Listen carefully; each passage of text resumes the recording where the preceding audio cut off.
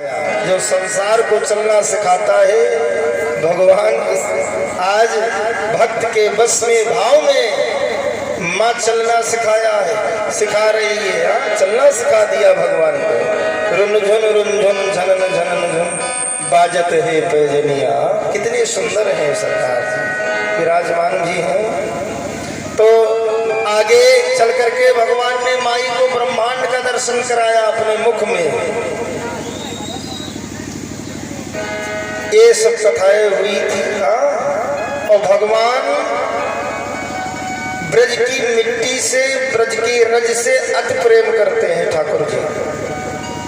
ब्रज की रज से और मिट्टी से बहुत प्रेम है भगवान को। क्यों है? क्योंकि नंगे पांव भगवान चले हैं ना। ब्रजवासियों से, यदुवंशियों से, ग्वालों से बहुत प्रेम है। हमारे ग्वाल वंश के प्रधान जी भी हैं, यादव है ना, यदुवंशी भगवान के ही वंश के हैं ग्वाल वाल। अब तो शाखा बहुत दूर तक फैल गई है। तो भगवान जो है वृंदावन की रज से बहुत प्रेम करते हैं। इतने सुंदर लगते हैं कि रज में, मिट्टी में जैसे छोटा बालक होते हैं ना, गुस्साते हैं, लौट जाते हैं, धूल लग जाती है, उससे भगवान अपने पूरे शरीर में ब्रज को लगा लेते हैं। फिर भी भगवान सुंदर लगते हैं। सुंदरम किम ना सुंदरम, जो सुंदर है वो सुंदर ही है। उसको आर्टिफिशियल पाउडर क्रीम की आवश्यकता नहीं है। भगवान बड़े ही सुंदर हैं। और जो रस वृंदावन में बरस रहा है वैकुंठ में नहीं है। ये ब्रजवासी दावा करते हैं कि वृंदावन ब्रज के आगे वैकुंठ फीका है। जो रस नेत नेत श्रुत गायो, सो रस गोकुल गलिन बहायो। है ना, श्रुतियां कहती हैं, नीत कहती है भगवान का पदार्पण ब्रज में हुआ है। अब भगवान सोचने लगे कि लीला करने के लिए हम आए हैं ब्रज में। अब एक बड़ी सुंदर लीला भगवान कर रहे हैं। कौन सी लीला है?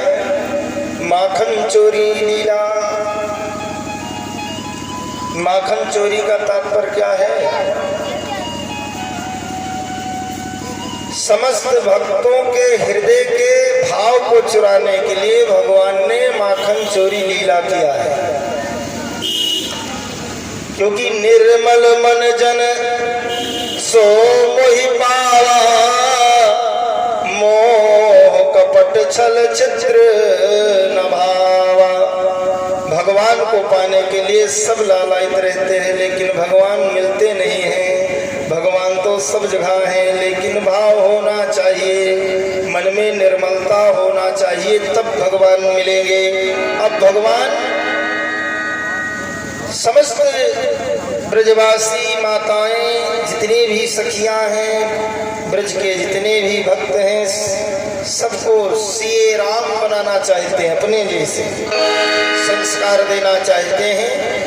एक टीम भगवान ने गठित की है। श्री दामा मनसोखा इत्यादि 10-12 बालकों की टीम बड़ी गजब की है। प्रधान कहा एक काम करो। कहा क्या है?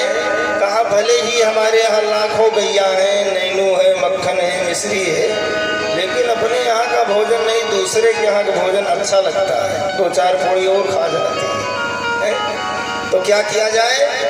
भगवान ने टीम गठित किया। कहा सुनो, अब माखन चोरी किया जाएगा सखियों के घर में। कहा ठीक है। अब यहीं पर माखन चुराना भगवान प्रारंभ कर देते हैं। एक सखी के यहाँ भगवान गए हैं और सखी भगवान को जब देखी है ना, कहने लगी तो नंद को छोरो है, नंद को लाला है, कैसे आ गए हो हमारे यहाँ? भगवान ने कहा मैया माखन खाने आए हैं। अब 10-12 की टीम थी तो एक दिन तो खिला दिया बड़े प्रेम से। दूसरे दिन 20 लोगों की टीम पहुंच गई बालकों की, सब मटकी खा ली। अब एक दिन सत्कार सेवा हुआ, 2 दिन हुआ, तीसरे दिन फिर 30 लोगों की टीम पहुंची। हाँ, अभी भाई निमंत्रण रहे किसी का ना रहे तो हमारा रहे तो हम कहा 2-3 जने के लेके पहुंचे, चला हो थोड़ी है खाएंगे, अच्छा चली तो हम बैठ लेते हैं मोटरसाइकिल पे, ऐसा होता है। अब धीरे धीरे जो सखियां हैं उनका भाव बदलने लगा, कहा देखो अपना तो आ ही रहे हैं और इतनी लंबी चौड़ी इनकी टीम है, हमारे स्वामी जी हमको फटकार लगाएंगे, कहाँ से नैनू मक्खन लाए। ऐसे ऐसे समस्त पड़ोसियों के यहाँ भगवान माखन खाना प्रारंभ किए और जब तंग बोल गई सखिया सब व्यथित होने लगी तो भगवान चुरा चुरा के माखन खाने लग गए। तो कहा ऐसे तो मानने वाले नहीं हैं। अब दुल्हना लेकर के सखिया जो है कहाँ जा रहे हैं? मैया यशोदा रोहिणी के पास, नंदरानी के पास है। आपको चोरों तो बड़ा चोर निकल गया है, इसको शासन प्रशासन में रखो, ये तो बड़ी लंबी टीम बनाई है, बंदरों को भी सिखा दिया है चोरी करना। जो ब्रज के बंदर हैं ना गोकुल के, वो भी चोरी करते हैं। मैया से कह रही हैं, कहती क्या है, आइए इस भजन के माध्यम से सुनते हैं।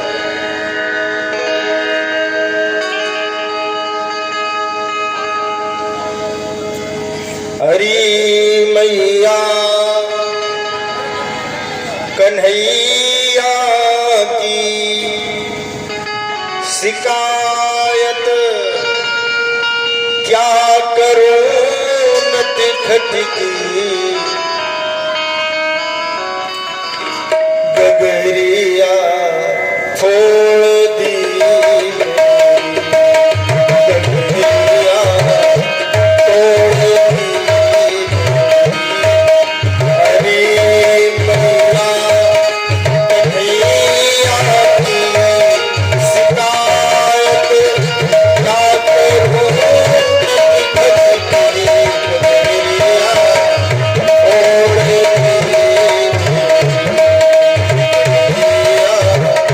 Oh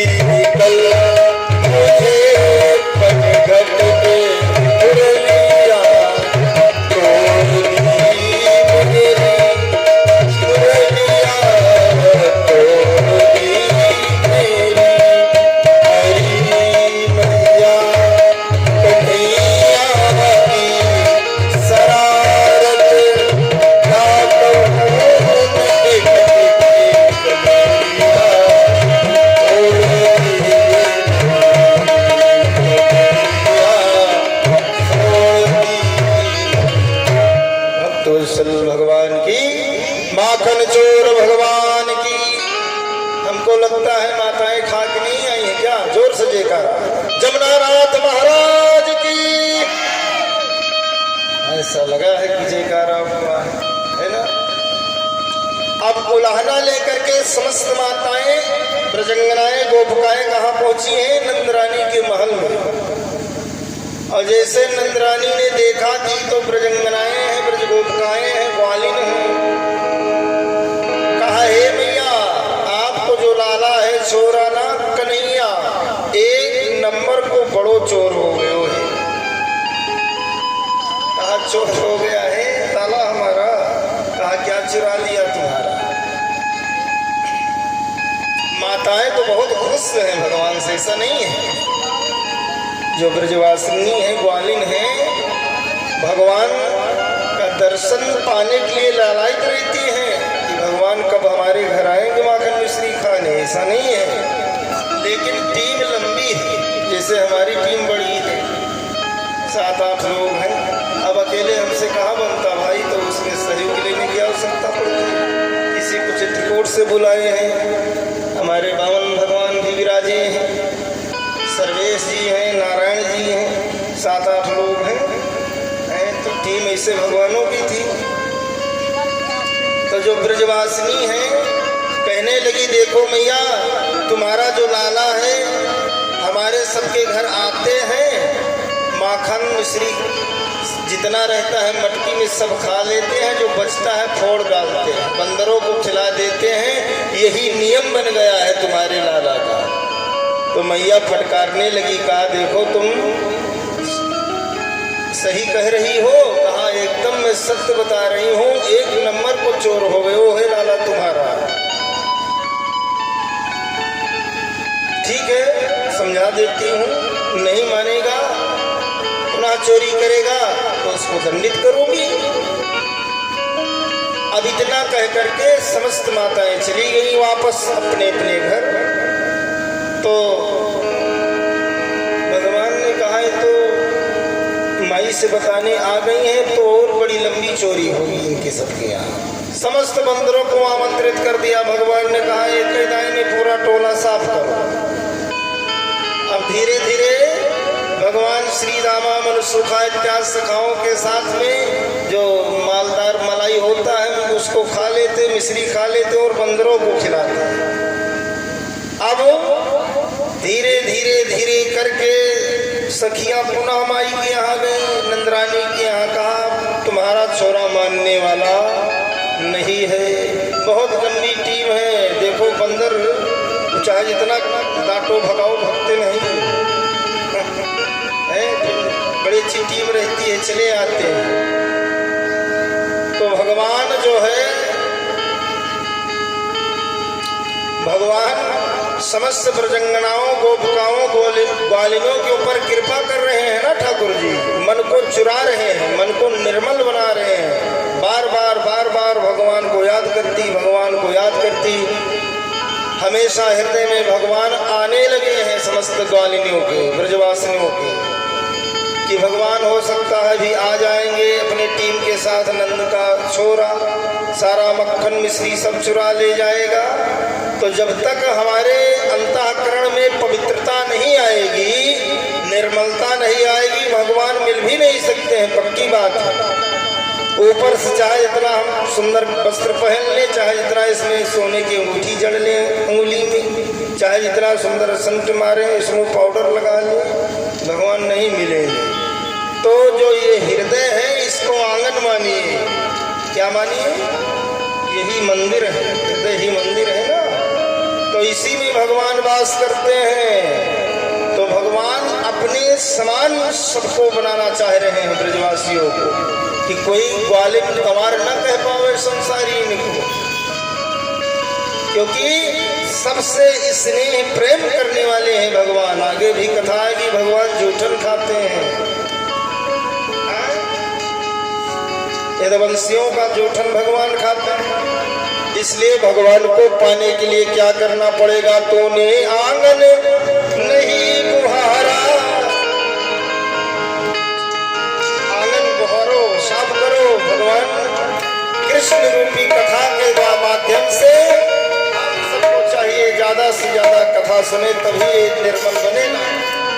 कैसे आएंगे भगवान, कैसे आएंगे भगवान, चंचल मन को नहीं संभाला, चंचल मन को नहीं संभाला।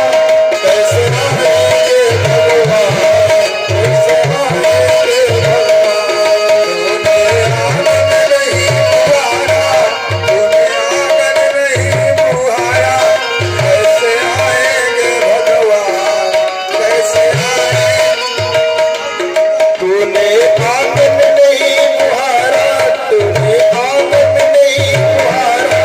कैसे आएंगे भगवान, कैसे आएंगे भगवान, कैसे आएंगे भगवान, कैसे आएंगे भगवान।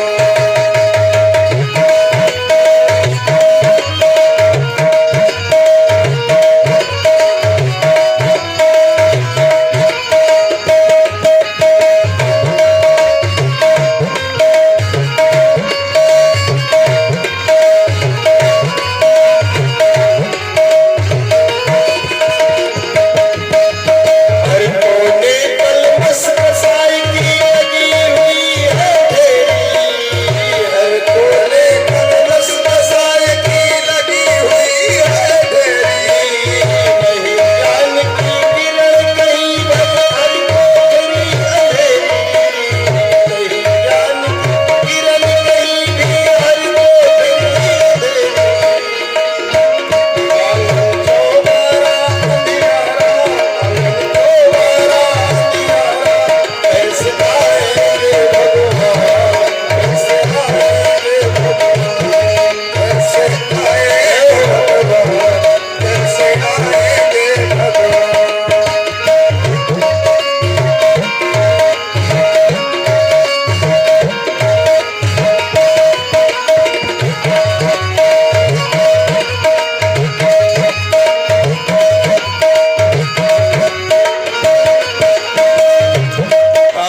हृदय तुम्हारा पिघल न पाया जब देखा बिचारा, हृदय तुम्हारा पिघल न पाया जब देखा बिचारा।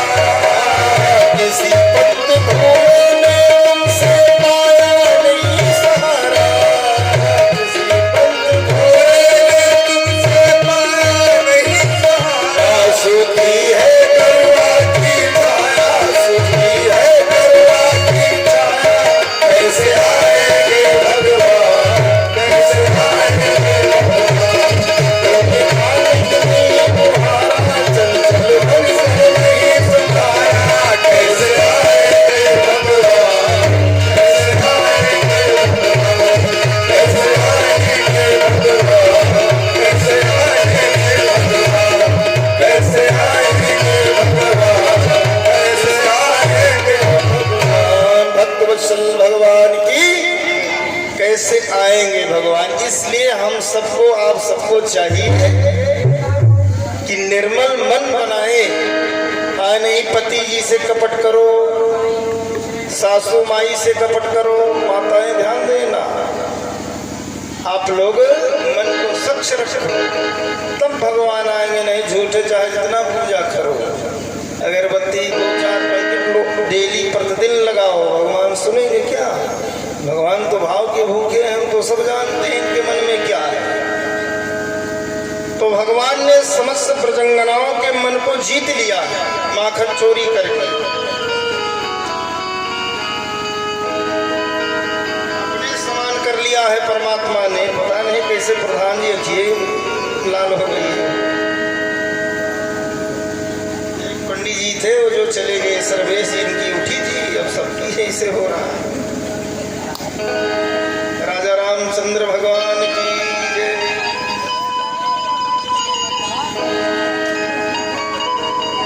तो श्री सुखदेव जी कहते हैं राजा, भगवान ने समस्त सखाओं के साथ में बड़ी सुंदर माखन चोरी लीला किया। अब आगे एक दिन भगवान कन्हैया जो है ब्रज की मिट्टी को खाने लगे हैं, ब्रज की रज फाकने लगे, खाने लगे। एक दिन एक सखा देख रहा था कि कन्हैया जो है नंद को जो लाला है तो मिट्टी खाने लगा है, दिक्क हो जाएगा, इसकी तबीयत अस्वस्थ हो जाएगी। ब्रह्मांड घाट पर देख रहा था तो जाकर के शिकायत कर दिया नंद रानी के पास। कहा देखो तुम्हारा जो लाला है माई ये मिट्टी बहुत खाने लगा है, इस पे जो है ध्यान देने की आवश्यकता है। कितनी माताएं हैं बच्चों को ध्यान देती हैं, जरा हाथ उठाएं बूढ़ी माई। बच्चों को संस्कार और ध्यान दोनों देने की आवश्यकता है प्रधान जी, है ना। देखना चाहिए हमारा बालक कहाँ है, क्यों लेट कर दिया आने में, है समय से आना चाहिए था। तो सचेत किया। जो माई पीछे बैठ रही हैं आप लोग आगे आगे आ जाइए, आगे आ जाइए, भीजी नहीं है बेटी, आओ आगे आ जाओ। तो बच्चों ने शिकायत किया, माई ने कहा अच्छा ठीक है मैं देखती हूँ। और इस बात को माता रानी ने दाऊ जी से कहा। तो दाऊ जी एक दिन देख रहे हैं खूब मिट्टी खा रहे हैं भगवान कन्हैया। तो दाऊ जी भी शिकायत किए माई से, हाँ सही बता रहा था, एक मिट्टी खाने लग गया है कन्हैया। तो एक दिन माई मिट्टी खाते हुई पकड़ ली है कृष्ण भगवान को, लाला को।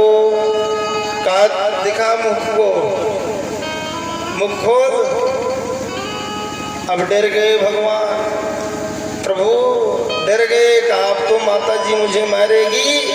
तो भगवान कहने लगे ना हम भक्षितवानम सर्वे मिथ्या मिंसे सिनः।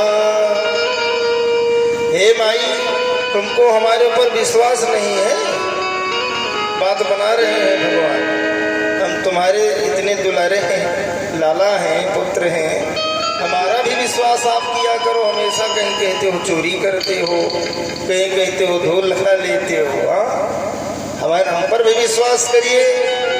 अच्छा चल ठीक है तुम्हारे ऊपर विश्वास करूंगी, जरा मुख को दिखा दो, खोलो। और जैसे भगवान ने भैया मुख को खोला है, दोबारा विश्व दर्शन हो गया, सारा ब्रह्मांड दिखने लग गया। माई कहने लगी का तुम्हारे मुख में कोई जादू वादू है क्या? आज फिर मुझको ब्रह्मांड का दर्शन हो रहा है।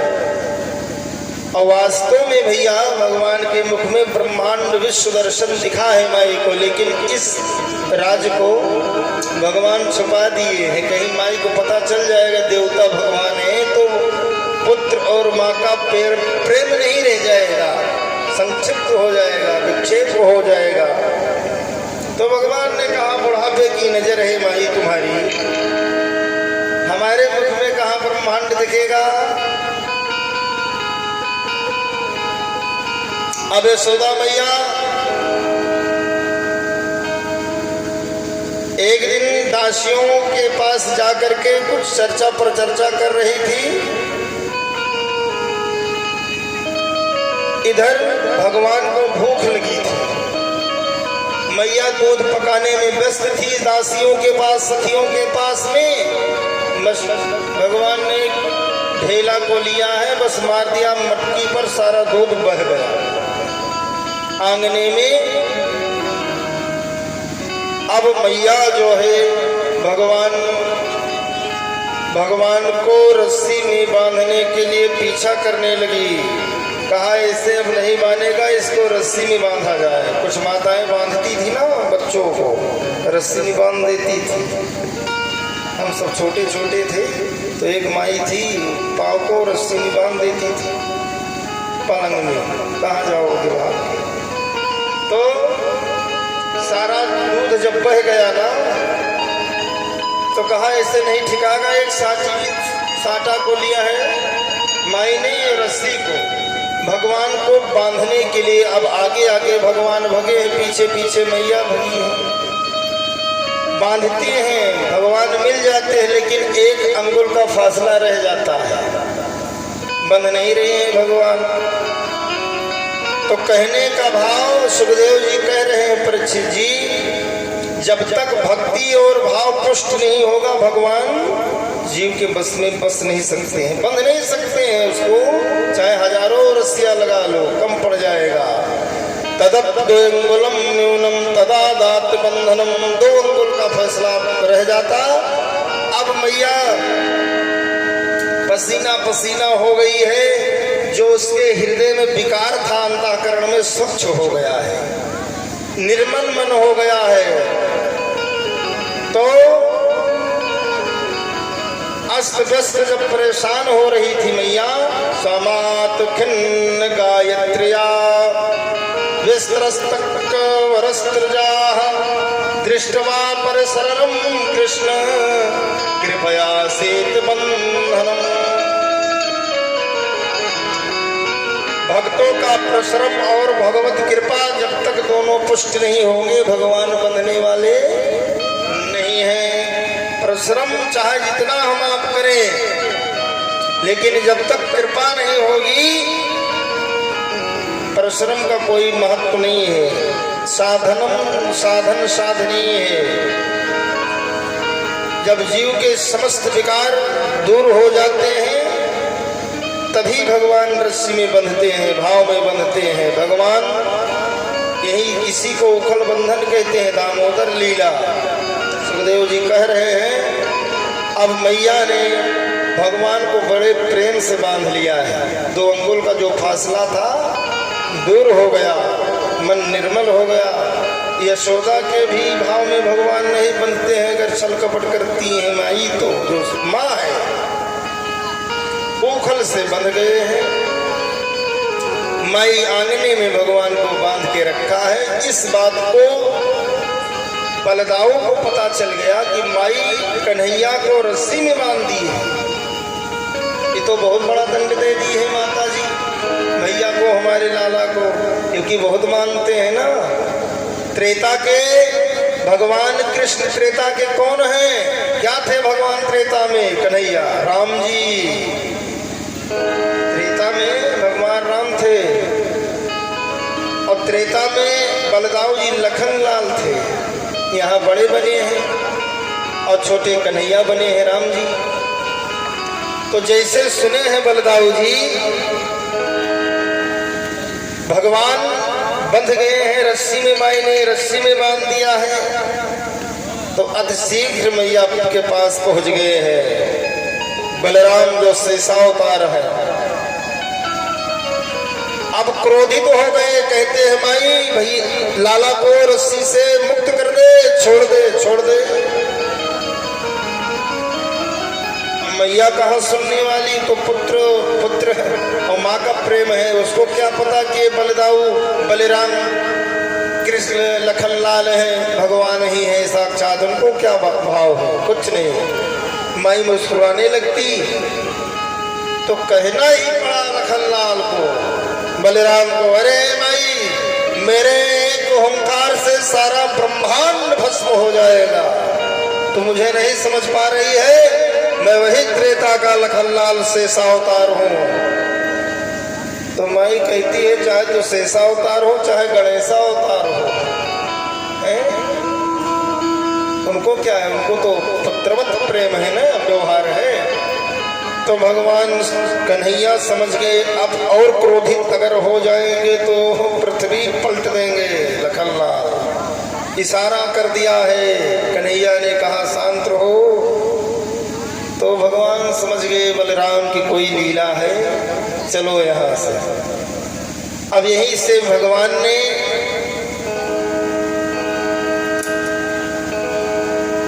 भगवान को माई ने रस्सी बंधन से मुक्त करने का विचार करने लग गई है।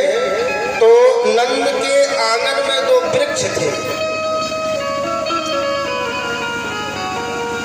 यमला अर्जुन जो कुबेर के पुत्र थे, कुबेर के पुत्र थे, नल कुबर और मणिग्रीव जो नारद के श्राप से वृक्ष बन गए थे। हाँ, उन्हीं में ओखल ओखल लेकर के भगवान आंगन की तरफ द्वार की तरफ भगे ना, तो ओखल फंस गए पेड़ में, दोनों पेड़ उखड़ गए हैं। सुंदर पुरुष पुरुष उत्पन्न हो गए, दो पुरुष उसमें प्रकट हो गए और प्रकट होते ही भगवान का वंदन करने लगे। कहते हैं नमः परम कल्याण, नमः परम मंगलम, वासुदेव शांताय यदूनां पतये नमः। बाड़ी गुणान कथने सवर्णो कथायाम, हस्तो च कर्मस्य मनस्तो पादयोर्नः, स्मृत्याम सातो निवासा जगत प्रणामे, दृष्टि सताम दर्शनेस्तु भगवतानूनाम। सुखदेव जी कहते हैं परीक्षित जी, एक बार नारद जी को देख करके प्रणाम नहीं किया था नलकूबर बड़गिरियों ने, तो नारद जी ने कहा तू तो वृक्ष के समान है, जा तू वृक्ष हो जा, श्रापित किया था। तो दोनों भाई रोने लगे, कुबेर के पुत्र थे, कहा जाओ अब तो द्वापर में जब भगवान का अवतार होगा तो तुम वृक्ष से मुक्त हो जाओगे। आज वही श्राप जो दिए थे ना नारद जी, उस श्राप से मुक्त कर दिया है दोनों भाइयों को। तो भक्तों अब धीरे धीरे गोकुल छोड़ करके भगवान वृंदावन के लिए प्रस्ताव रख रहे हैं नंद बाबा से। वनम वृंदावनम नाम पश्यतम नो काननम, गोप गोपी गवाम सैत्यम पुण्याद्रतृण विरोधम। भगवान मन में विचार कर रहे हैं कि सबसे सुंदर वनों के राजा है तो वृंदावन धाम है, सुंदर तुलसी के पौधे हैं, समस्त तुलसी के पौधों से विभूषित श्री धाम वृंदावन है, भक्तों का समुदाय है, भक्त जनों का आधार है, जहाँ पर भक्ति हमेशा युवा अवस्था में गान नृत्य करती है, जहाँ भक्तों का प्यार है, जहाँ प्रेम ही प्रेम है, वही तो वृंदावन है। प्रेम की पिपास देख देख न जी प्रेमियों को, प्रेम का समुद्र सीमा तोड़ के बहाया है। भावुक रसीले जन निराश न होंगे, अब कामना की पूर्ति है तो कल्पतर लगाया है। चिंता मण जड़ित चार चादर बिछाई, जहाँ भक्ति प्रीति भक्ति कुंज कुंज सो सजाया है। भारत का भूषण तिलक तीनों लोक का, भक्तों के वास हेतु वृंदावन बनाया है। गोकुल छोड़ करके भगवान अब वृंदावन आने के लिए बाबा के चरणों में निवेदन करने लगे कि अब गोकुल में रहने की आवश्यकता नहीं है। मैंने सुना है वनों का राजा वृंदावन है, वृंदावन चलिए। बैलगाड़ी से समस्त सामग्री को बाबा ने बैलगाड़ी पर रखा है, समस्त परकरों के साथ में श्रीधाम वृंदावन जाने के लिए तैयारी बना लिए हैं। नंद बाबा, बलराम, समस्त माताएं, समस्त जितने भी ग्वाल बाल हैं गोकुल के, जो इष्ट मित्र हैं, सब कहाँ आने के लिए लालायित हो रहे हैं? वृंदावन। भगवान ने बाबा से कहा देखो हमारा कार्य है गैया चराना,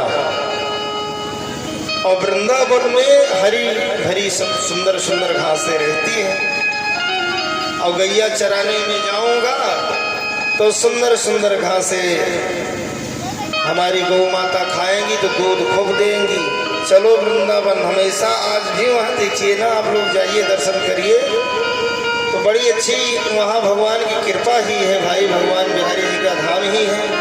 कभी धूप कभी बरसात होने लगता है, बड़ा सुंदर माहौल रहता है ब्रज का। तो बलराम भैया के साथ में प्रभु कन्हैया 4 वर्ष की अवस्था में गोकुल को छोड़ रहे हैं। कितनी वर्ष अवस्था है? 4 वर्ष की अवस्था है। श्रीधाम वृंदावन के लिए भगवान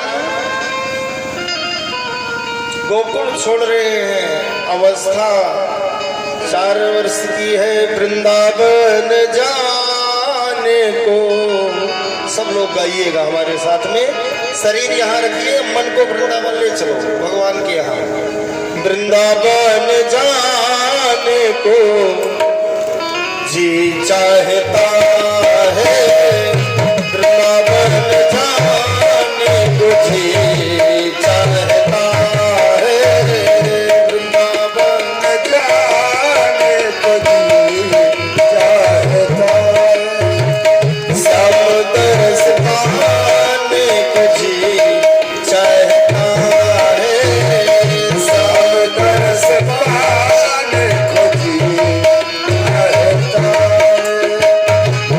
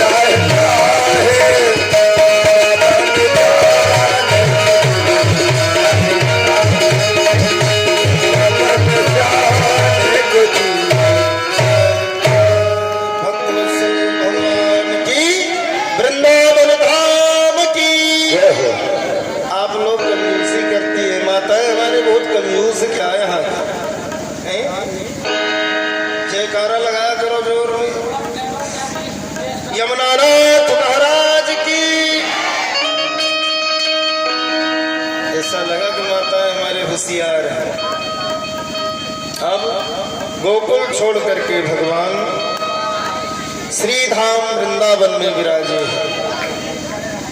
अब जैसे वृंदावन में आए हैं, देखे हैं क्या सुंदर ब्रज है भाई। वृंदावन की महिमा को देख करके भगवान बड़े ही खुश हो गए हैं।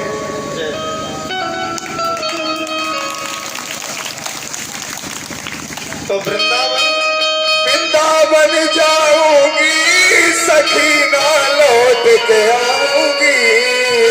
मेरी उठे ओ मेरी उठे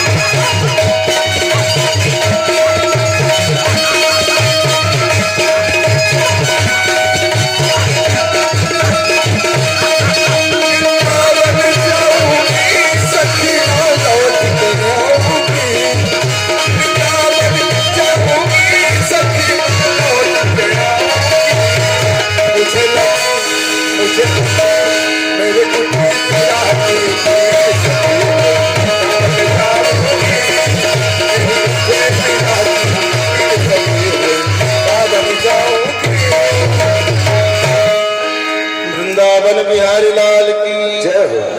अच्छा, कितने हमारे भक्त हैं कि वृंदावन धाम चलना चाहते हैं? सब लोग चलना चाहते हैं ना? हाँ, भगवान की कृपा रहेगी सबको ले चलेंगे, है ना। माताएं भी चलिए, आप लोग भी। यहीं सुल्तानपुर से चलती है कोटा पटना कोटा ट्रेन जाती है, ज़्यादा भाड़ा भी नहीं है। सब लोग चलना भी चाहिए, इसलिए तो ये मनुष्य जन्म मिला है। पाँव किस लिए मिला है? धर्म कार में धर्म स्थल में जाने के लिए। नेत्र मिली है भगवान का दर्शन करने के लिए। मुख भगवान ने दिया है भगवान का गुणानुवाद गाने के लिए। हाथ भगवान ने दिया है दान करने के लिए, ये सब विशेषता है। तो भगवान ने माई से प्रस्ताव रखा कि देखो अब गैया में चराऊंगा यहाँ वृंदावन में, सखाओं के साथ में गैया चराऊंगा। तो माई ने कहा भी नहीं जगह है, यहाँ बच के रहना है, क्योंकि बड़े राक्षसों का बोलबाला है ब्रज में। भैया तुमको अभी मैं नहीं जाने दूंगी। कहा नहीं भैया तुम घबराओ नहीं, चिंता मत करो। वृंदावन धाम में हमारे समस्त मित्रों के साथ में मैं गैया चराऊंगा। अब गैया चराने लगे हैं भगवान। एक दिन यमुना के पुलिन पर भगवान गैया चराने गए। बस कंस ने एक बकासुर राम राक्षस को भेज दिया है, बकुले का रूप धारण किया है। भगवान को अपने अंदर उदर में रखने के लिए बकुले का भेष बनाया है। बकुला बहुत गर्म होता है, देखो मेघी मछली गड़क जाता है, हजम कर लेता है। तो बकासुर घात लगा करके बैठा है। पूतना का भाई है बकासुर, जो राक्षसी थी पूतना, उसी का भाई है। तो भगवान जो है गैया चराते चराते वहीं पहुंच गए हैं जहां बकासुर बैठा है घात लगा के। अब यमुना जल ग्रहण करने के लिए भगवान गए हैं। जैसे ही बकासुर के पास भगवान पहुंचे हैं, बस घात लगा के बैठा था, मुख को अपने मुख खोला है, बस भगवान को सांसों के द्वारा अंदर खींच लिया पेट में। अब बताओ भगवान को कोई रख सकता है क्या? जैसे ही पेट में गए हैं श्री ठाकुर जी, इतने अपने शरीर को गर्म बना दिया है कि पुनः भगवान को बाहर कर दिया है बकासुर। यहीं पर बकासुर समाप्त हो गया है। भगवान ने बकासुर को मार दिया। अब एक दिन गैया चराने गए हैं अपने सखाओं के साथ में, भगवान एक लीला करने लगे। लीला क्या थी? आंख मिचोली। भाई बाबा लोग, आप लोग खेले हैं आंख मिचोली? नहीं खेले हैं ना? अब तो नहीं कोई जानेगा, जो ये पीढ़ी आ रही है कुछ जानेगी ही नहीं। हल कैसे जोता जाता था है? कुछ नहीं जानेंगे कुछ दिन में। भगवान अपने मित्रों के साथ में आंख मिचोली खेलने लगे हैं। उसी समय एक अघासुर नाम दैत्य आ गया है, अजगर का भेष बनाया है। किसका? अजगर का। तो सब नए नए ब्रजवासी थे, ग्वाल बाल, वृंदावन नए नए आए थे बेचारे। तो अघासुर मुख को फैला करके बैठा है, उसी में सारे ग्वाल बाल भगवान के जो मित्र थे उसी में प्रवेश कर गए उसके मुख में। तो एक लाला कहने लगा, देखो ये तो बड़ी चिकन सड़क है। और जो और अंदर गए तो कहा इसमें तो फूटी उटी की व्यवस्था है, दांत जो था ना बड़े बड़े, कहा तो बहुत बढ़िया सड़क है यहाँ की। अब इस लीला को भगवान ध्यान करके देखे, कहे मन में विचार करने लगे भगवान कि हमारे सारे सखा को मार डालेगा, तो दैत्य है, राक्षस है, घासुर है। और जैसे और अंदर प्रवेश किए हैं ना, तो उसमें से बदबू आने लगी है। तब डर गए सब, जितने ब्रजवासी ग्वाल बाल थे भगवान के डर गए। कहा तो कोई राक्षस है लग रहा है, मैं गलत कहा गए हैं, सब लोग मर जाएंगे, मारे जाएंगे। तब तक भगवान भैया अघासुर के मुख में प्रवेश कर गए। मुख को अपने हाथों से भगवान ने फाड़ दिया है। यहीं पर अघासुर को समाप्त कर दिया भगवान ने, अपने मित्रों की रक्षा कर दी। अब सारे मित्र जो सखा हैं कहने लगे, साकृदेव प्रपन्नाय तवा समीते आचते अभयम सर्वभूतेभ्यो ददाभीतितावृतं गमः।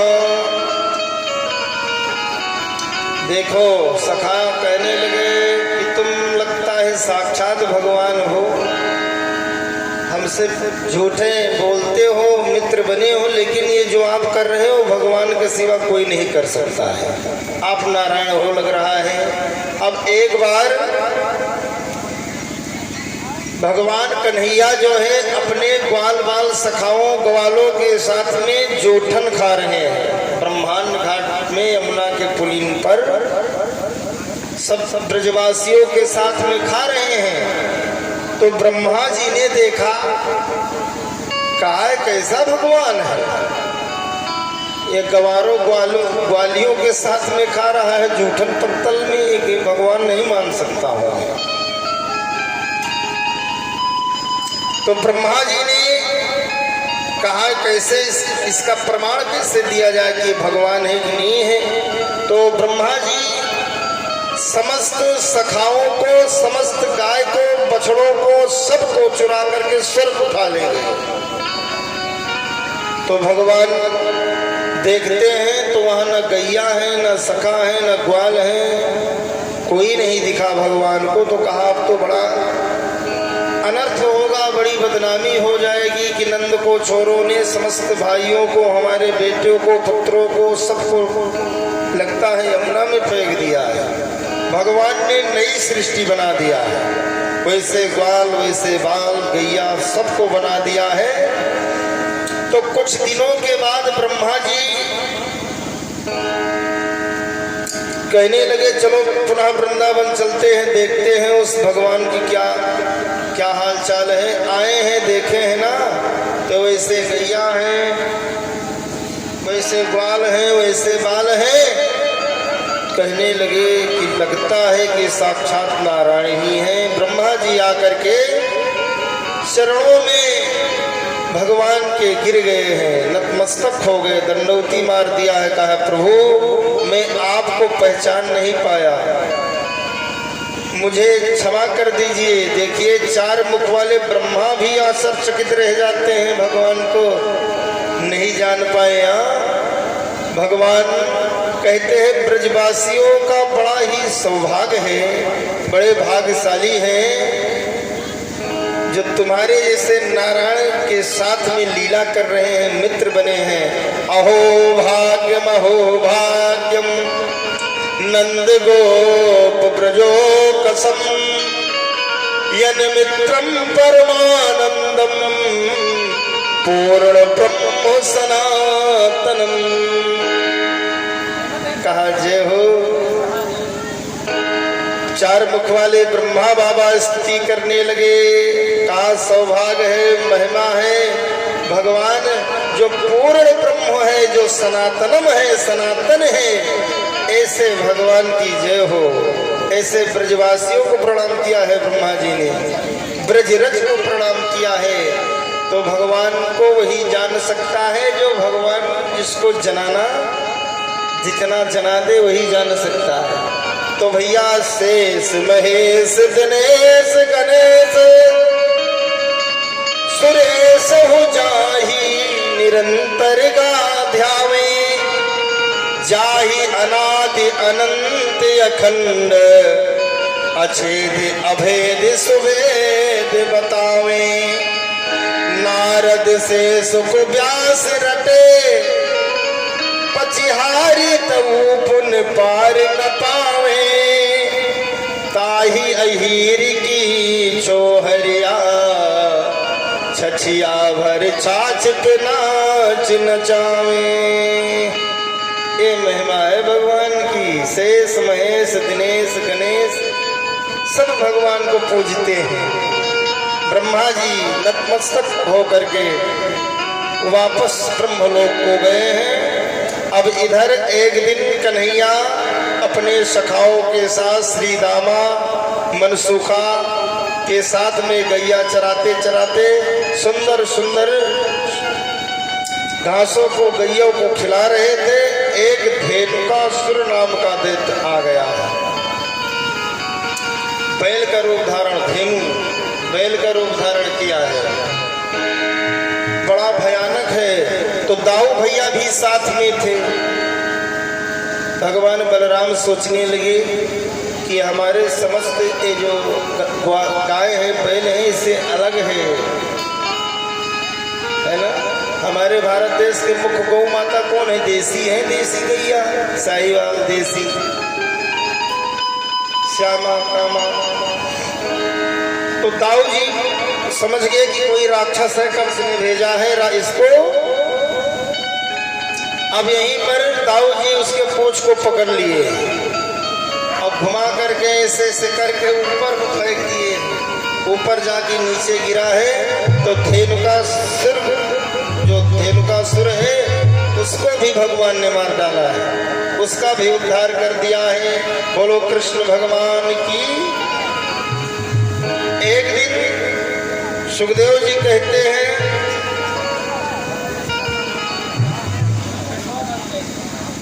एक कालिया नाग रहता है यमुना के पुलिन में, एक ब्रह्मांड घाट में। जो भी पशु पक्षी जाते हैं, जानवर जाते हैं, इतना विषैला है उस यमुना के नीर को, जल को जो भी पीते हैं ना, सब मर जाते हैं।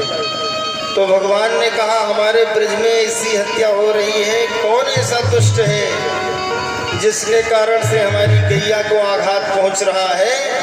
भगवान क्रोधित हो गए। भगवान क्रोधित हो गए और उसके बाद में मन में विचार करने लग गए हैं, प्रभु बिलोके दूषिताम कृष्णाम कृष्णा कृष्ण हिना विभु तस्या विशुद्ध मन छन्न सर्पम तमुदवासयेत। भगवान बिना दाऊ जी को लेकर के पहुंच गए हैं कहाँ? जहाँ पर कालिया नाग रहता है, 1000 फर्न है, बड़ा विकराल भयानक रूप है उसका। अपने मित्रों के साथ पहुंचे हैं, वहीं पर गेंद खेलना प्रारंभ कर दिया है भगवान। क्या गेंद खेल रहे हैं? और गेंद खेलते खेलते भगवान ने इतने तेज से गेंद को मारा है, बस जाकर के वहीं गिर गया है जमुना के जल में, जहां पर कालिया रहता है अपने पत्नियों के साथ में। तब तो सखा कहने लगा, देखो कन्हैया, उसी गेंद को मैं लूंगा जो गेंद हमारी जमुना में गई है, मैं उसी गेंद को लूंगा। भगवान चाहते भी थे बहाना कि किसी प्रकार से डुबकी लगा दे, तो भगवान ने डुबकी लगा छलांग मार दी है यमुना में। और सारे जैसे भगवान यमुना में छलांग लगाई है, सारे सखा घबरा गए। अरे तो यहीं पर कालिया नाग रहता है, बहुत विषैला है, उनको क्या पता भगवान है, सखाओं को क्या पता, हो तो जानते हैं कि साधारण जैसे हमें हमारे मित्र हैं। सब रुदन करने लगे और उसके बाद में मैया के पास खबर पहुंचा दिए हैं। किसके? यशोदा मैया बाबा के पास। कन्हैया आज जो है यमुना में डुबकी लगा दिया है जहां कालिया रहता है। अरे भैया बाबा भगे हैं, समस्त माताएं भगी हैं दोनों, कहा मेरो लाला को कहीं आघात न पहुंचा दिया हो। और इधर भगवान ने जैसे ही यमुना में पहुंचे हैं ना, नाग पत्नियों ने देखा भगवान को तो कहने लगी, तो बड़ा सुंदर लाला है, बड़ा सुंदर पुत्र है, किसका बेटा है? नाग पत्नियां कि तुम कहां से आए हो, कौन हो, हैं कौन हो, अपना परिचय दो। अबाल वृद्ध वनिता सर्वे पस्वृत्तया निजर गुरु कुलाद देना कृष्ण दर्शन लालसा। अब भगवान जो है अपना परिचय दे रहे हैं। कहा, सुनो देवी, मेरा नाम कृष्ण है और हमारे ब्रज में तुम्हारे पति कालिया यमुना में रहते हैं ना, तुम्हारे साथ सारे जल को विषैला बना दिए हैं। जो भी गैया पशु पक्षी इस जल को पीते हैं समाप्त हो जाते हैं, मर जाते हैं। मैं तुम्हारे पति को समझाने आया हूँ, मैं अति क्रोधित हूँ। नाग पत्नियां कहने लगी, अपनी मैया को निपुति बनाने आए हो, हमारे पति इतने विषैले हैं, तुमको पता नहीं है? कहा विषैले हैं। भगवान क्रोधित हो गए। कहा अति शीघ्र बताओ कहाँ है? नाग पत्नियों ने कहा, मैं तुम्हारे हाथ जोड़ती हूँ, चले जाओ। छोटे से बालक हो, अगर अभी सो रहे हैं, शयन कर रहे हैं, अगर जाग जाएंगे तो तुम्हें मार डालेंगे, समाप्त कर देंगे, चले जाओ। अब इस भगवान की दिव्य झांकी को देख करके नाग पत्नियां लालायित हो गई हैं कि चाहे जिसका पुत्र होगा बड़ा ही सुंदर है। भगवान का दर्शन करने के बाद में सब नाग पत्नियां प्रसन्न हो गई हैं। अब भगवान जो है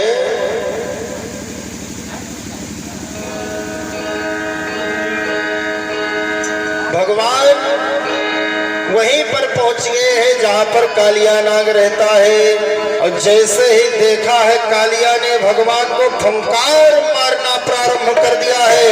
अब एक ही छलांग पर भगवान ने उसके सिर पर दोनों लात को रख दिया है, पैर को, और एक पैर से तांडव नृत्य करने लग गए हैं भगवान। जैसे भगवान तांडव नाच के स्पेशलिस्ट भगवान शिव हैं और यहाँ आज पहली बार तांडव नृत्य कर रहे हैं। कौन? भगवान कृष्ण। तांडव गत मुंडन पर नाचत गिरधारी, तांडव गत मुंडन पर नाचत गिरधारी।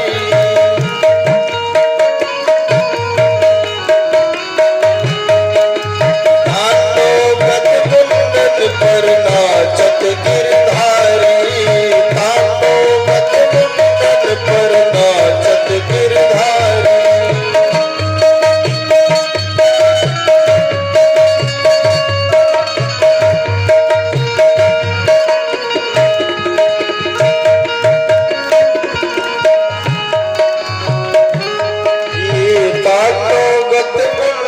पर नाचत गिरधारी, तांडव गत मुंडन पर नाचत गिरधारी।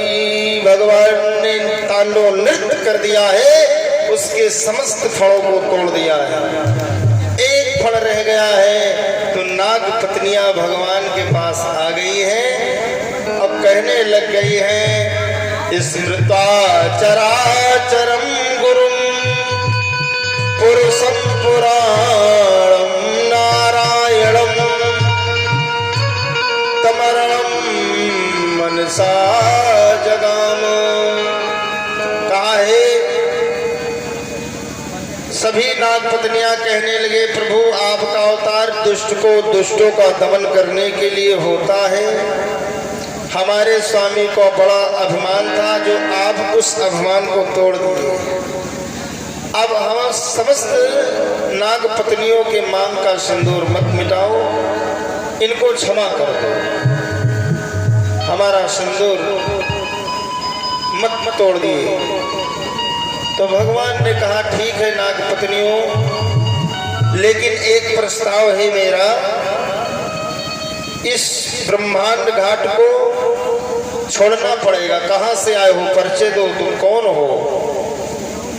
परिचय दिया है कालिया ने। दीपम रमणकम हित्वा हृदय मुपाश्रिता यद्याद सा सुपर्णस्त्वाम लाद्यानुपादलक्षितम। भगवान कहने लगे, भगवान से कहने लगे, मैं दीप रमणक द्वीप से आया हूं गरुड़ के डर से। कहा जाओ, वापस चले जाओ रमणक द्वीप, तुम्हारे सिर पर मेरे पांव का चिन्ह है, अब कुछ नहीं कहेगा गरुड़, तुम वापस चले जाओ। तो सुखदेव जी कहते हैं, राजन इस प्रकार से अपनी पत्नियों के साथ में कालिया नाग पुनः वापस चला गया है। अब आगे की कथा बढ़ा रहे हैं। सुखदेव जी कहते हैं, राजन वृंदावन की ऐसी महिमा है कि ग्रीष्म ऋतु में भी बसंत जैसा ऋतु वहां का माहौल रहता है, गर्मी में भी बसंत का माहौल है। अब माधव यहीं पर थोड़ा सा गोपी बेड़ो गीत प्रसंग आ रहा है। ब्रह्मरहा पीडम गोपिकाओं का भाव है। वरहा पीडम नटवर वपो करणयो करण कारकम भिद्रादश कनक कपिसम वैजंतीम चमालाम रंधार वेणुरधर शुभया पूर पूर पूर्यो गोपेन वृंदे वृंदारमणम सबदरमणम परविशदीत कीर्ति। कहने का भाव, वरहा पीडम नटवर वपुः, वृंदावन में गैयों को चराते हुए नंदनंदन भगवान श्री श्याम सुंदर का वर्णन करते हुए सुखदेव जी कह रहे हैं, वराहा पीडम, भगवान के सिर पर मयूर का पंख है। नटवर वपु, जो रंग मंच पर अभिनय करने के लिए सबसे श्रेष्ठ है भगवान। करणयो कर्ण कारकम, दोनों कानों में कनेर का कुंडल भगवान पहने हुए हैं और वैजंती माला धारण करते हुए बिजली की तरह चमकता हुआ पीतांबरी दुपट्टा रखे हुए समस्त बाल बाल के साथ में वृंदावन में रमण कर रहे हैं, चल रहे हैं, बड़े ही सुशोभित हो रहे हैं। ऐसे हैं हमारे भगवान श्याम सुंदर कन्हैया। सखाओं के साथ में बड़ा ही सुंदर भगवान जो है रूप धारण किए हैं, लीला कर रहे हैं। आगे कथा को बताते हुए श्री सुखदेव जी कहते हैं, जो ब्रज की सखियां हैं किसको चाहती हैं? भगवान को अपना पति मान बैठी। ब्रज की जो सखियां हैं, हमारे पाणी जी भी आ गए हैं, जय हो जय हो। जो ब्रज की ब्रजंगनाएं हैं भगवान को सखी, जो सखियां हैं भगवान को पति के रूप में वर्ण करना चाहती हैं। और रोज सुबह ब्रह्म बेला में स्नान करके यमुना जी में मैया कात्यायनी मंदिर में जाकर के माँ से निवेदन करती हैं। क्या कहती हैं? कात्यायनी महामाये महायोगंधीश्वरी नंदिगोप सुतम देवी पतिम में कुरते नमः। कहती हैं, हे मैया मैं आपसे प्रार्थना करती हूँ, ये जो नंद को छोरो है, लाला है, यही मेरा पति हो, ऐसा मुझे आशीर्वाद दे दीजिए। अब भगवान को माई से मांगती हैं, लेकिन एक गलत कार्य हो जाता है सखियों से। यमुना जी में जब स्नान करने जाती हैं तो शरीर में वस्त्र नहीं रहता है। इस बात को भगवान जानते थे कि यहाँ पर वरुण देव का भी अपमान कर रही हैं और अपना संस्कार भी नष्ट कर रही हैं। तो एक दिन भगवान ने कहा कि इनका वस्त्र चुरा लिया जाए तो इनको तमीज संस्कार आएगा। कदम की डाल पर भगवान जैसे सखिया यमुना में स्नान करने पहुंची हैं, प्रवेश कर गई हैं, सारे वस्त्र को भगवान ने चुरा लिया और चुरा के कदम के डाल पे लेके चढ़ गए। और जब निकलने को प्रयास करती हैं तो कोई वस्त्र ही नहीं। तब तो सोचने लगी अब तो मर्यादा चली जाएगी, अब क्या किया जाए। सारी सखिया हाथ जोड़ करके कन्हैया भगवान का ध्यान करने लग गई हैं। श्याम सुंदर ते दास्या, हे श्याम सुंदर मैं तो आपकी दासी हूँ, आप मेरे भगवान हैं। श्याम सुंदर ते दास्या करवाम तवोदितम देहि पासांस ब्रह्मग्नो चेदिरागे भ्रवामहे। मैं आपकी दासी हूँ हे गोविंद, हे प्रभु, मेरा वस्त्र आप चुरा ले गए हो, दे दीजिए, नहीं तो मेरा धर्म भी नष्ट हो जाएगा और संसारी मुझे क्या कहेंगे। हाँ, तो भगवान ने भाव को समझा है तो भगवान ला करके वस्त्र को रख दिया है। कहा देवी आज के बाद समस्त जितनी भी सखियां हैं, जितनी भी तुम ग्वालिन हो, किसी को बिना वस्त्र के स्नान नहीं करना है, ये शिक्षा देने में आया था। कहा ठीक है प्रभु, मुझसे बड़ी गलती हो गई, आज के बाद मैं ऐसा कार्य नहीं करूंगी। क्योंकि भगवान जानते थे ये सब सखियां मुझे चाहती हैं पति के रूप में, इनको संस्कार पहले दिया जाए। जब तक संस्कार नहीं होगा तब तक कार्य सिद्ध नहीं होगा। अब आगे की कथा बढ़ाते हुए श्री सुखदेव जी कह रहे हैं, राजन एक बार दीपावली के समय में, दीपावली का समय था, उसी समय पर इंद्र की पूजा होती थी। जैसे अपने सबके यहाँ माताएं पूजती हैं, देवताओं की पूजा होती है ना, साल में एक बार 6 महीने में होती है माता जी, देवताओं कुल देवता का पूजा होता है। तो नंद बाबा के यहाँ कुल देवता इंद्र थे। तो इंद्र भगवान जो है उनकी पूजा होती थी। पूजा जब करते थे वहां के लोग तो भाई बरसात जल वृष्टि होती थी, जब जल वृष्टि होती थी तब अनाज फसल इत्यादि चारों तरफ खुशहाली रहती थी। तो एक दिन मैया तैयारी में सुबह से लग गई। किसके तैयारी में लग गई? इंद्र भगवान की पूजा की।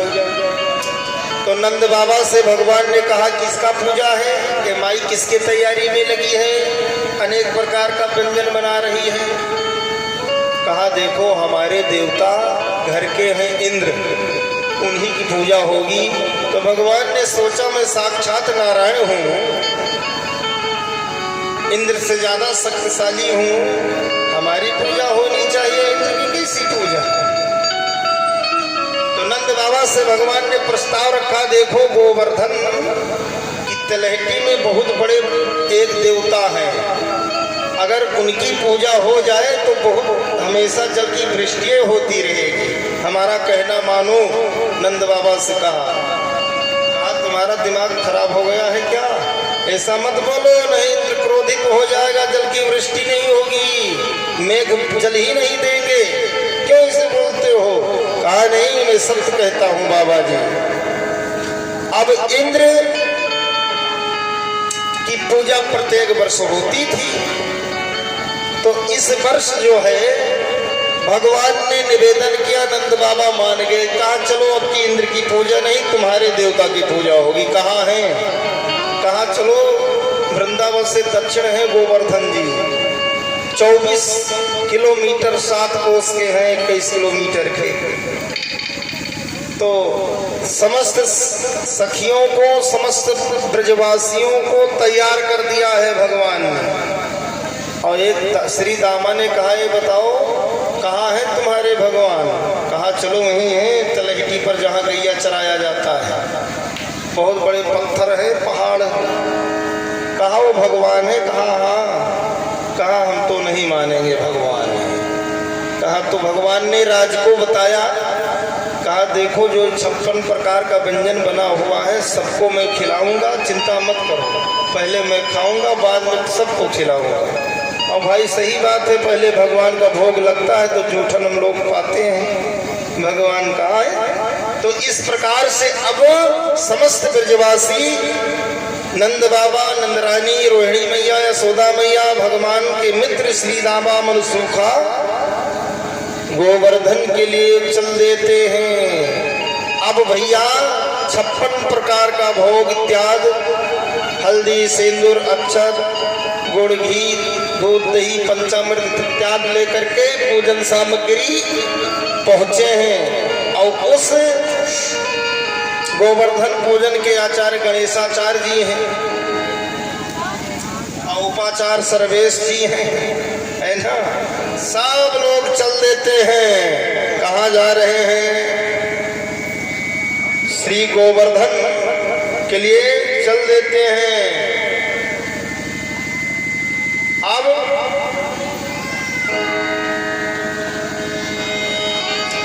धीरे धीरे पूजा सारे ब्रजवासी से भगवान ने कहा देखो पहले सर्वप्रथम स्नान कराओ।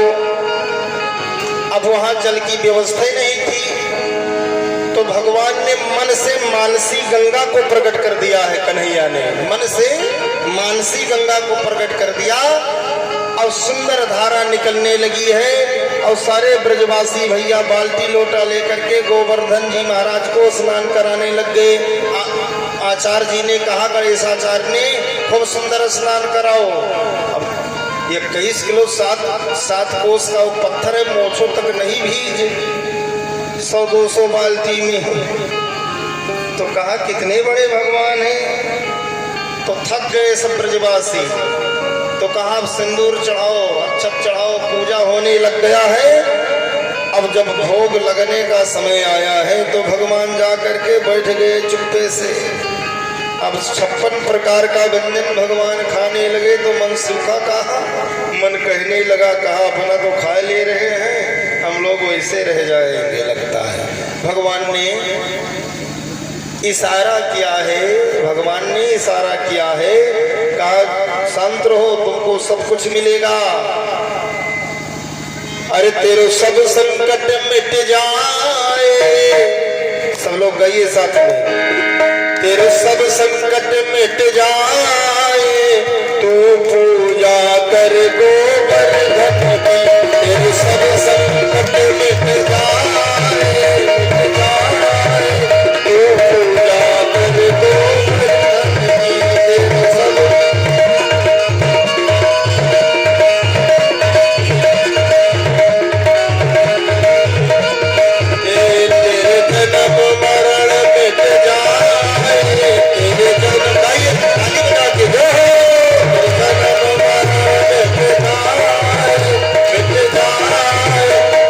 पूजा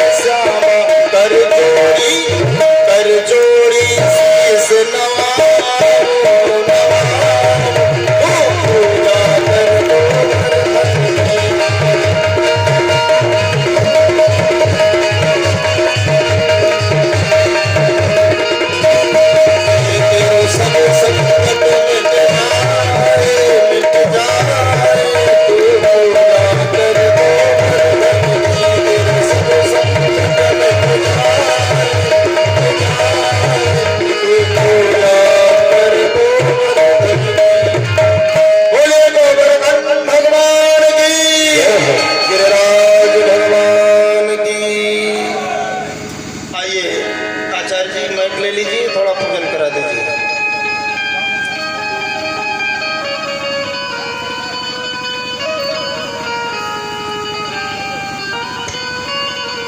देखिए गोवर्धन भगवान की झांकी है, भोग लगा है, समस्त भक्तों को प्रसादी मिलेगी, चिंता मत करो, चकाचक प्रसादी है ना। आइए पूजन हो जाए भगवान गिरिराज धरण का, गोवर्धन भगवान का, उसके बाद में कथा। हरि ओम वरः पीडं नटवरवपुः कर्णयो कर्णिकारं बिभ्रदवासा कनककपिशां वैजयन्तीं च मालां रन्ध्रान् वेणोरधरसुतया पूरयन् गोपवृन्दगे वृन्दारण्यं स्वपदरमणं प्राविशत गीतकीर्तिः। ओम पवित्रो वा सर्वावस्थां गतोऽपि वा याय स्मरेत् पुण्डरीकाक्षं सा वा याभ्यन्तरा शुचिः। पुण्डरीकाक्षा पुनातु पुण्डरीकाक्षा पुनातु पुण्डरीकाक्षा पुनातु।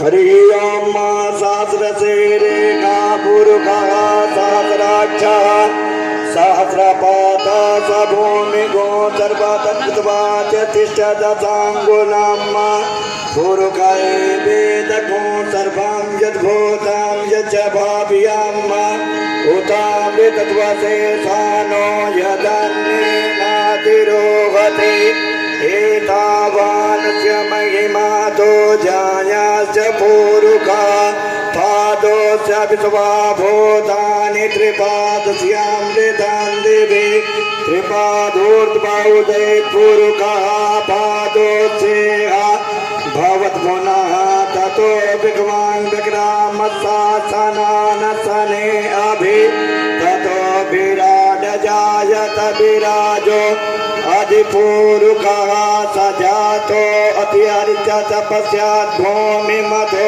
पुरः तस्मात् जगन्नाथ सर्वभूतः साम्भृतां मृगदाज्यं पशुस्ताश्चक्रे वायव्या नारायण्या ग्राम्याश्च तस्मात् जगन्नाथ सर्वभूतारिचः सामानि जगनीरे छन्दा गोसे जगनीरे तस्माद्यजायत तस्मात् स्वा अजायन्त एकेषु भयादतः गावो अजग्निरे तस्मात् जाता अजावयः तं जगनाम्बरहि विप्रोक्षन् पुरुषां जातमग्रतः तेन देवा अयजन्त साध्या ऋकश्च एतत्पुरुषां यददो कथिताभ्यकल्पयन् मुखं किमस्यासीत् किं बाहो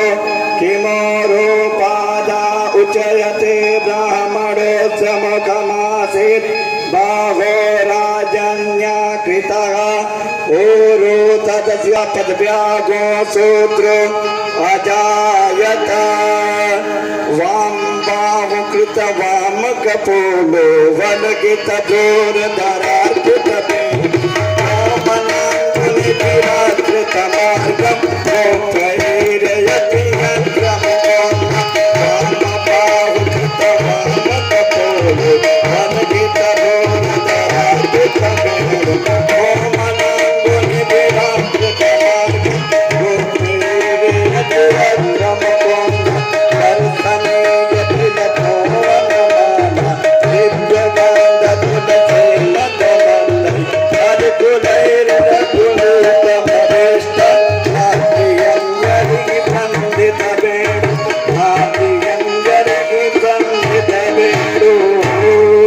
बोलो गिरिराज महाराज के।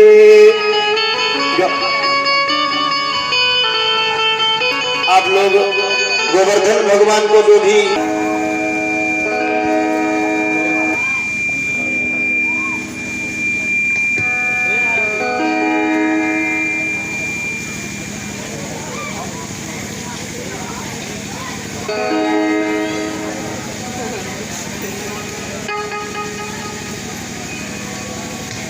हेलो श्री गोवर्धन महाराज तेरे माथे मुकुट बिराजे